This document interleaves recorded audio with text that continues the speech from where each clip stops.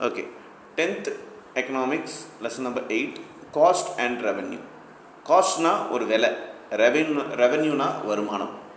முதல்ல அதுக்கு மீனிங் தெரிஞ்சுக்கணும். காஸ்ட்னா விலை, ரெவென்யூனா வருமானம். என்னன்னு பார்ப்போம். A producer has to work very hard to produce a goods or service.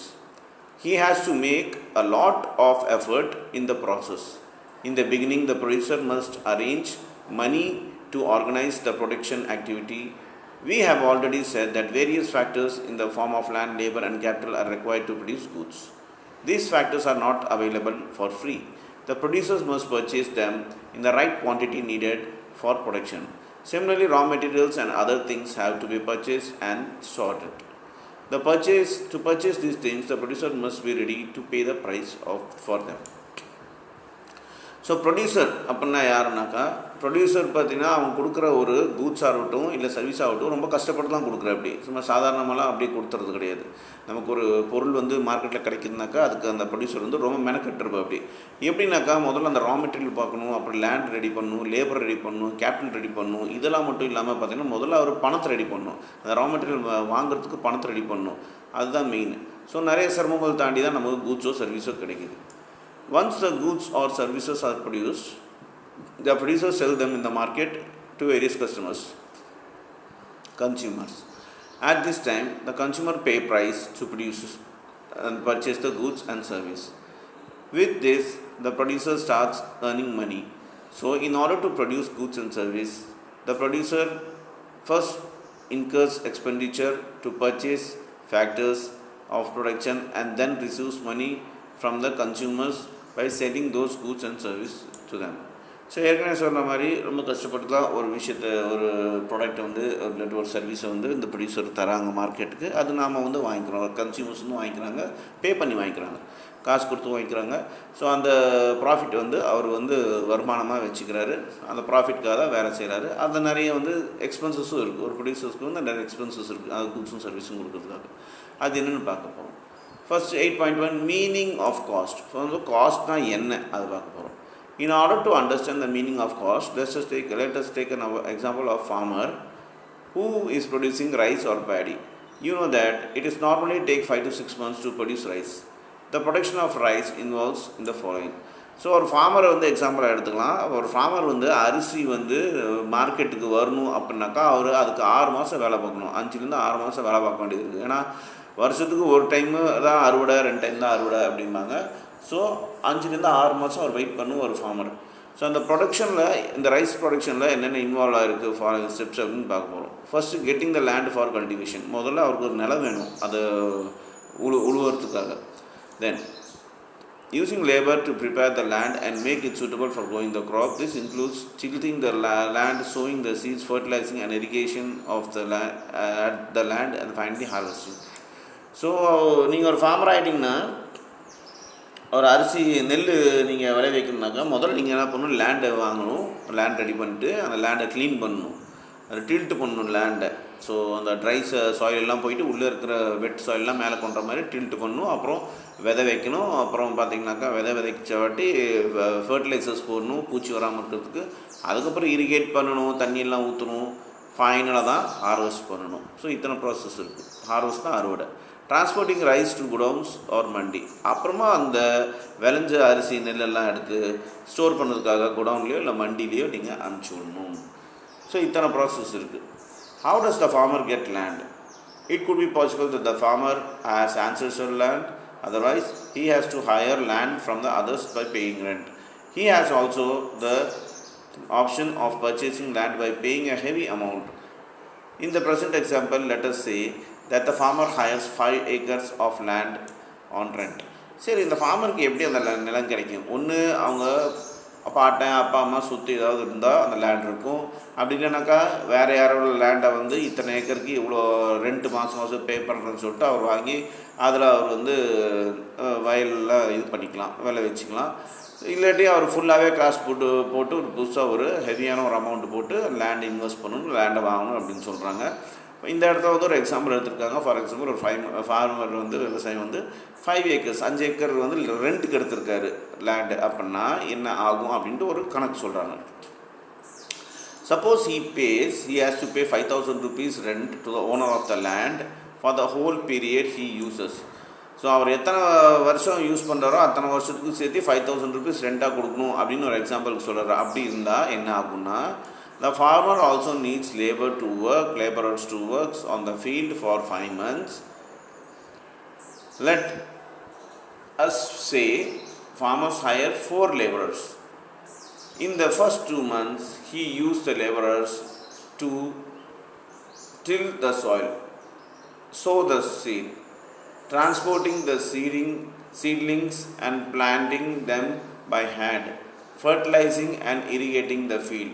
In order to hire labor, the farmer must pay wage. The wage rate prevailing in the market on the average say ₹75 per worker per day. When the farmer used only 2 laborers for 2 months to look after the standing crop, when the time of harvesting arrives, he hires 4 labor for 15 days. Right. இந்த இடத்துல என்ன example சொல்கிறாங்கனாக்கா, ஒரு farmer வந்து நிலத்தை வந்து வாடகைக்கு வாங்குறாரு. இப்போ வாடகைக்கு எடுத்தால் அதுக்கு ஒரு 5,000 ரூபா பே பண்ணுறாரு ரெண்ட்டாக.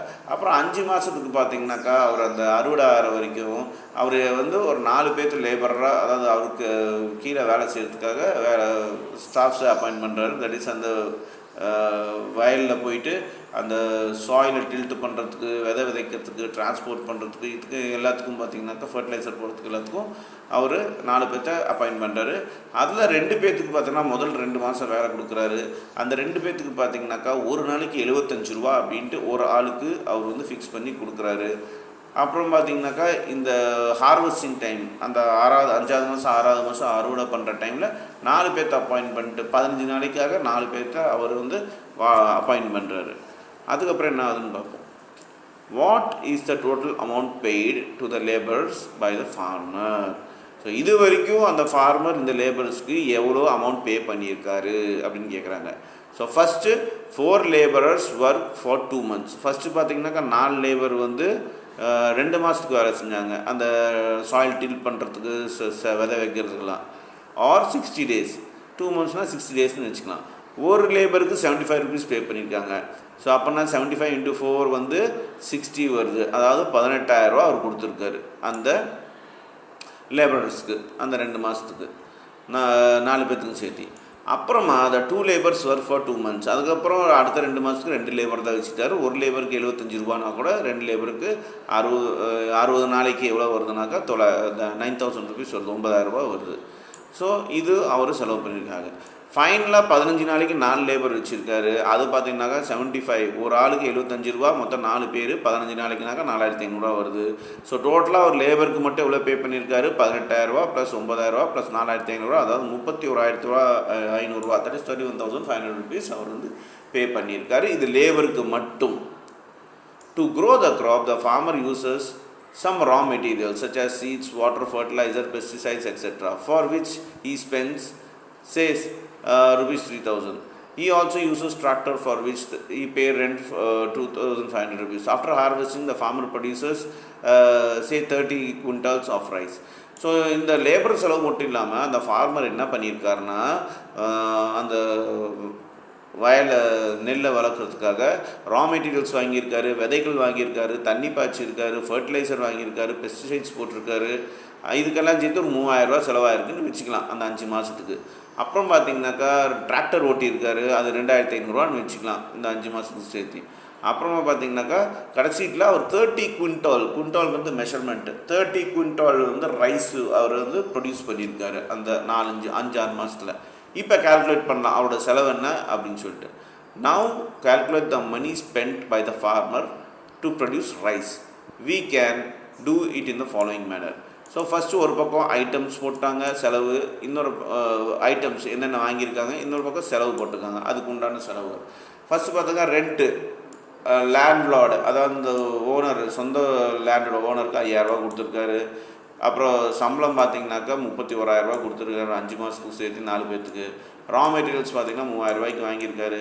டிராக்டருக்கு வந்து பார்த்திங்கனாக்கா 2,500 ரூபா கொடுத்துருக்காரு. டோட்டலாக 42,000 rupees செலவு பண்ணியிருக்காரு, 42,000 ரூபா செலவு பண்ணியிருக்காரு. We can say that the farmer spent 42,000 to produce 30 quintals of rice.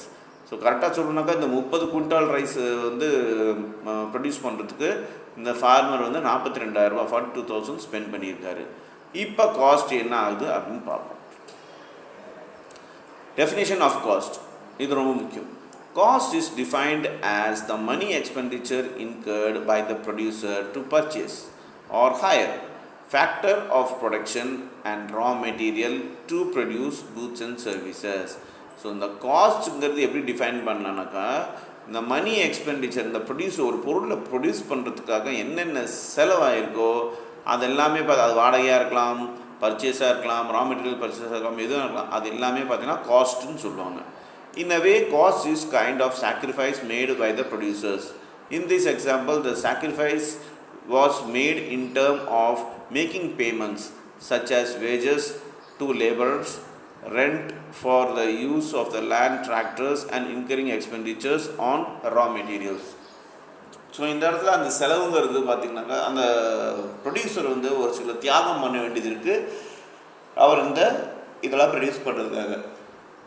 அந்த சாக்ரிஃபைஸ்லாம் எந்த வகையாக இருக்கலாம்னாக்கா, ரெண்ட் பே பண்ணுறதுல, லேபருக்கு வேஜஸ் கொடுக்குறதுல, அப்புறம் பார்த்திங்கன்னா லேண்டு ஓனருக்கு பே பண்ணதில்ல, டிராக்டருக்கு பே பண்ணதில்ல, இந்த மாதிரிலாம் எக்ஸ்பெண்டிச்சர்ஸ் இருக்கும், செலவுகள் இருக்கும். அப்புறம் ரா மெட்டீரியல்ஸ் வாங்கல அப்படின்னு சொல்கிறாங்க. இது definition of cost. Next 8.2 types of cost. சரி, இப்போ எத்தனை வகையான காஸ்ட் இருக்குது அதை நம்ம பார்க்க போகிறோம். For example, we can distinguish the following types of cost: for fixed cost, variable cost, explicit cost, and implicit cost. என்னன்னு பார்ப்போம். First, fixed cost. In the above example, we said the farmer pay 5,000 rupees rent to the owner of the land. Once the land is procured for cultivation, the farmer must pay rent for it, even if he does not produce anything on it. The land is also fixed factor of production here, because whether or not the farmer cultivates the entire 5 acres of land, he has to pay rent for the whole 5 acres. This is fixed cost. So fixed cost is defined as the expenditure on hiring or purchasing of a fixed factor or inputs, which are compulsorily and has nothing to do with the amount of the production of the goods and service. Similarly, rent paid for the tractor is also a fixed cost. So fixed காஸ்ட்னாக்கா நீங்கள் ஒரு தடவை ஒரு விஷயத்துக்காக செலவு பண்ணுறீங்கனாக்கா அது fixed cost. இந்த இடத்துல பார்த்தீங்கன்னா உங்களுக்கு அந்த ஃபார்மர் 5,000 rupees பே பண்ணியிருக்காரு அந்த லேண்ட் ஓனருக்கு. இந்த 5,000 ஒரு டைம் தான் பே பண்ணுறாரு, அதுதான் ஃபிக்ஸட் காஸ்ட். அதே டிராக்டர்காரருக்கு பார்த்தீங்கன்னாக்கா 5 மாதத்துக்கு சேர்த்து 2,500 ரூபா பே பண்ணியிருக்காரு, இதுவும் ஃபிக்ஸட் காஸ்ட் அப்படின்னு சொல்கிறாங்க. இந்த ஃபிக்ஸட் காஸ்ட் பார்த்திங்கன்னா என்னென்னா, நீங்கள் எந்த ஒரு செலவு பண்ணுறீங்களோ எதுக்காகன்னா பர்ச்சேஸ் பண்ணுறதுக்கோ இல்லை வாடகைக்கோ ஏதோ ஒன்று எடுத்து இந்த மாதிரி செலவு பண்ணுறது, இந்த கூட்ஸ் அண்ட் சர்வீஸ் ப்ரொடியூஸ் பண்ணுறதுக்கு எந்த ஒரு செலவு பண்ணால் ஒரே டைம் செலவு பண்ணுறீங்கனாக்கா அதுக்கு பேர் ஃபிக்ஸட் காஸ்ட் அப்படின்னு சொல்கிறாங்க. Next, variable cost. In the above example, the farmer paid 31,500 towards the wage for the laborers and 3,000 for the purchase of raw materials. How much of wages was paid depends on how many laborers and producers hired. Laborers as a factor of production can be changed. In an example, we said that the producers used 4 laborers during the first 2 months and only 2 laborers for the next 2 months.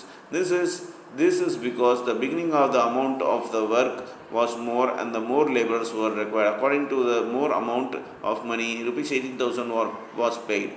But when the amount of work was less during the next 2 months, only 2 laborers was hired. Accordingly, the wage decreased into 9,000 rupees. Hence, payment towards wages can be changed, so it is called as variable cost. We can define variable cost as an expenditure on the variable factors inputs such as labors which can be changed. வேரியபிள்னாவே meaning உங்களுக்கு தெரியும், vary ஆகும். வேரினா difference ஆகும் அப்படின்ற அர்த்தம். So இந்த example நம்ம என்ன பார்த்தோம், அந்த ஃபார்மர் ஃபஸ்ட்டு அதாவது அந்த 5 மாதத்தில் ஃபஸ்ட்டு 2 மாதம் 4 பேர் சேர்த்துறாங்க. 4 பேர் எதுக்காக சேர்த்துறாங்கனாக்கா அந்த இதெல்லாமே எடுக்கிறதுக்காக வயலில் இருக்கிற டில்ட் பண்ணணும் அந்த சாயிலை, அந்த மாதிரி நிறைய விஷயங்கள் பேசிக்கான விஷயங்கள் பண்ணுறதுனால 4 பேருக்கு சேர்த்துறாரு. 4 பேருக்கு சேர்த்து பார்த்தீங்கன்னாக்கா உங்களுக்கு 31,500 rupees பே பண்ணியிருக்காரு. அது மட்டும் இல்லாமல் ரா மெட்டீரியல் பர்ச்சேஸ் பண்ணியிருக்காங்க, அதுக்கு 3,000 rupees பே பண்ணியிருக்காரு. இது ஏன் அப்படி பண்ணாருனாக்கா, ஆரம்பத்தில் அவருக்கு அதெல்லாம் க்ளீன் பண்ணணும் நிறைய வேலை இருந்ததுனால நிறைய லேபர்ஸை சேர்த்துனாரு. அடுத்த 2 மாதத்துக்கு பார்த்தீங்கன்னாக்கா வேலை கம்மியாக இருந்துச்சு, அதனால கம்மியான ஆளுங்க 2 பேர்கிட்ட சேர்த்துனாரு. அதுக்கு அவர் 9,000 rupees பாதி அமௌண்ட் கம்மியாக தான் கட்டியிருக்காரு. அதுக்கப்புறம் அடுத்த 2 மாதத்துக்கு பார்த்தீங்கன்னாக்கா 15 நாளைக்கு பார்த்தீங்கன்னாக்கா வேலை அதிகமாக இருக்குது, அறுவடை பண்ணணும் அப்படின்னு சொல்லிட்டு அவர் 4 பேர்கிட்ட சேர்த்துனாரு. அதுக்கு உண்டான ஒரு வேஜை பே பண்ணார். ஸோ இந்த இடத்துல லேபர் உங்களுக்கு வேஜ் வேரி ஆகுது, ஒரு கரெக்டாக, அதாவது ஒரே மாதிரி இல்லை.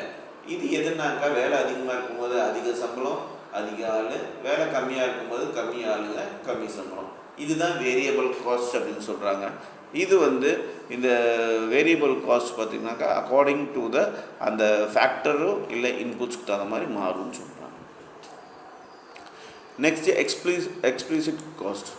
Both the rent and wages paid by the farmer and the expenditure on the raw material incurred by him are also called explicit cost. Explicit cost is defined as the money expenditure incurred by the producer on both the fixed and variable factors of production of raw materials. These are direct payments and are property calculated and recorded separately. Bills, money receipts or vouchers etc. exist in the respect of such expenses by the producers. So இந்த explicit காஸ்ட்னா என்னென்னா, இந்த வேஜு, இந்த rent, இந்த farmer expenditure ரா மெட்டீரியல்ஸ்க்குள்ள expenditure பண்ணுறது, இது எல்லாமே பார்த்தோன்னா explicit காஸ்ட்னு சொல்லுவாங்க. எக்ஸ்பிளிசிட் காஸ்ட் எப்படி நம்ம சொல்லலாம்னாக்கா, இன்னொரு வகையில் ப்ரொடியூஸ் பண்ணுறதுக்கு எந்த ஒரு செலவு ஆகுதோ, அது ஃபிக்ஸட் செலவாக இருந்தாலும் சரி, வேரியபிள் செலவாக இருந்தாலும் சரி, இந்த ப்ரொடக்ஷனுக்காக ரா மெட்டீரியல்ஸ் வாங்குறது, இது எல்லாமே பார்த்தீங்கன்னா டைரக்ட் பேமெண்ட்டாக இருக்கலாம். இதெல்லாமே ரெக்கார்ட் பண்ணணும், செப்பரேட்டாக ரெக்கார்ட் பண்ணணும். எப்படின்னா பில்லு போட்டு ரெக்கார்ட் பண்ணணும், மணி ரிசிப்ட் போட்டு, வவுச்சர் போட்டு இதெல்லாம் ரெக்கார்ட் பண்ணணும். இந்த எக்ஸ்பெண்டிச்சர் உங்களுக்கு எக்ஸ்பிளிசிட் காஸ்ட் அப்படின்னு சொல்கிறாங்க. Then implicit cost. Beside purchasing factors, the production of raw materials for producers can also uses his own factors of materials for producing goods and services. For this, he does not pay any money to himself, but he bears this expenditure indirectly. Suppose a farmer uses his own tractor to cultivate land. Had he hired the tractor from somebody else, he would have paid the rent for this. In that case, it could have been called as explicit cost of the farmer. Let us say the rent for using the service of tractor rupees 3,000 for a particular time of period. So the farmer can earn rupees 3,000 if he gives the tractor on rent. Otherwise, if he uses for himself, then he will consume the value of rupees 3,000 for the purpose of production. In this case, it will be called implicit cost of the farmer. So implicit cost is the cost of self-supplied factors. The value of such cost has to be calculated on the basis of market value. So implicit cost ஒரு பெரிய விஷயம் கிடையாது. இப்போ for example இந்த farmer raw materials அவர்கிட்டயே இருந்திருக்கு, அதே ஆட்டம் பார்த்திங்கனாக்கா ஒரு டிராக்டரும் அவர்கிட்டே இருந்திருக்கு. ஸோ இதெல்லாமே அவர் சொந்த இதை வச்சு யூஸ் பண்ணிகிட்டு இருந்திருந்தாருனாக்கா அவர் அந்த டிராக்டருக்கு செலவு பண்ணியிருக்கா 3,000 ரூபா மிச்சமாக இருந்திருக்கும். ஸோ அது பார்த்திங்கனாக்கா இம்ப்ளிசிட் காஸ்ட்டில் வரும். அதாட்டம் அந்த டிராக்டரை வாடகை கூட்டிருந்தாக்கா அவருக்கு ஒரு 3,000 ரூபா வரும். ஸோ அதுவும் இம்ப்ளிசிட் அப்படி கூட வந்திருக்கலாம் காசு. பட் அவர் அவர் ஓன் நிலத்துக்கே யூஸ் பண்ணுறதுனால அவர் எக்ஸ்ட்ராவாக செலவு பண்ணலை. அவர்கிட்ட இருந்த விஷயத்தை அவரே சோர்ஸை அவரே யூஸ் பண்ணிட்டார். ஸோ இதுதான் இம்ப்ளிசிட் காஸ்ட் அப்படின்னு சொல்கிறாங்க. ஸோ இம்ப்ளிசிட் காஸ்ட் என்னென்னா, செல்ஃப் சப்ளைடு ஃபேக்டர்ஸ் நம்மகிட்ட ஆல்ரெடியே இருக்குது நம்மளோடது, அதை வச்சு நாம் அந்த வேலையை செய்கிறோம் அப்படிங்கும்போது அந்த காசு மிச்சமாகும், வேல்யூ மிச்சமாகும். அதுதான் பார்த்திங்கனாக்கா இம்ப்ளிசிட் காஸ்ட் அப்படின்னு சொல்கிறாங்க. ஸோ கீழே 8.3 டோட்டல் அண்ட் ஆவரேஜ் காஸ்ட். இப்போ டோட்டல் அண்ட் ஆவரேஜ் காஸ்ட் அப்படின்னா என்னென்னு பார்க்க போகிறோம். Total cost is the sum of total fixed cost and total variable cost which are given explicitly. Average cost or simply the average cost is the ratio of total cost to the total output. We can also write. So in the total cost என்னன்னாக்கா உங்களுக்கு இந்த fixed cost variable cost தான் total cost அப்படின்னு சொல்கிறாங்க. இந்த average cost என்னன்னாக்கா total காஸ்ட்டும் இல்லாட்டி அதோட பேர் சிம்பிள் ஆவரேஜ் காஸ்ட்னு சொல்லுவாங்க. இதோட ரேஷியோ தான் சொல்கிறது. அதாவது காஸ்ட்டோட ரேஷியோவும் அவுட்புட்டோட ரேஷியோ தான் ஆவரேஜ் காஸ்ட்னு சொல்கிறாங்க. அது எப்படின்னு ஒரு ஃபார்முலா கொடுத்துருக்காங்க. டோட்டல் காஸ்ட்டுக்கு டிசின்னு சொல்கிறாங்க. டோட்டல் காஸ்ட் அதாவது total fixed cost plus total variable cost இது ரெண்டுத்தையும் சேர்த்துனா டோட்டல் காஸ்ட் வந்துடும் சொல்கிறாங்க. அப்புறம் total cost divided by total output இது பண்ணுனாக்கா நமக்கு ஆவரேஜ் காஸ்ட் வந்துடும் சொல்கிறாங்க. இதுதான் சிம்பிளாக புரிய வச்சுருக்காங்க. Average cost is the cost per unit output. So இந்த ஆவரேஜ் காஸ்ட்ங்கிறது என்னென்னாக்கா ஒரு ப்ராடக்ட்டுக்கு உண்டான காஸ்ட் அதுக்கு எவ்வளோ விலையாயிருக்கு அப்படிங்கிறது தான் உங்களுக்கு இந்த ஆவரேஜ் காஸ்ட்டில் தெரியும். அப்புறம் கீழே பார்த்தீங்கன்னாக்கா உங்களுக்கு மார்ஜினல் காஸ்ட் கொடுத்துருக்காங்க. மார்ஜினல் காஸ்ட் என்னன்னாக்கா if the producer wants to increase output then he has to engage extra unit of labors. Extra unit of labors will lead to extra expenditure on wage paid to the labor. As a result, the total cost production will increase. In short, increase in total output will lead to increase in total cost of production. In this context, marginal cost is defined as increase in the total cost due to the increase of extra unit of output. For example இப்போ உங்களோட கம்பெனியில் வந்து நீங்கள் அதிகமாக manufacture பண்ணணும், output கொடுக்கணும் அப்படின்னா products வந்து அதிகமாக தயாரிக்கணும் அப்படின்னாக்கா நீங்கள் என்ன பண்ணுவீங்க, இன்னும் எக்ஸ்ட்ராவாக லேபர் வேலை செய்கிறவங்கள அப்பாயிண்ட் பண்ணுவீங்க, ஸ்டாஃப்ஸு லேபர்லாம் அப்பாயிண்ட் பண்ணுவீங்க. அப்போ என்ன ஆகும், இன்னும் எக்ஸ்ட்ராவாக சம்பளம் தர வேண்டியதாக இருக்கும். ஸோ அதோட எக்ஸ்பெண்டிச்சர் ஆகுது உங்களுக்கு. ஸோ இது மூலமாக பார்த்தீங்கன்னாக்கா உங்களுக்கு காஸ்ட் ஆஃப் ப்ரொடக்ஷனும் இன்க்ரீஸ் ஆகுது. அதாவது ஒரு ப்ராடக்ட்டுக்கு எவ்வளோ செலவாகுதோ அந்த செலவு ப்ரொடியூஸ் பண்ணுறதுக்கு எவ்வளோ செலவாகுதோ அந்த காஸ்ட் வந்து அதிகமாகுதுன்னு சொல்கிறாங்க. இதுதான் மார்ஜினல் காஸ்ட்டு அப்படின்னு சொல்கிறது. Example, suppose a tailor makes 10 piece of shirt by incurring a total cost of ₹1110, then he increases shirt production to 11 pieces for which he incurred ₹1199 as a total cost. What is the marginal cost? For example, ஒரு Taylor பார்த்தீங்கன்னாக்கா 10 piece shirt தைக்கிறாருன்னு வச்சுக்கோங்க, சரிங்களா? அதோட total cost என்னன்னாக்கா ₹1110 இருக்குதுன்னு வச்சுக்கோங்களேன்.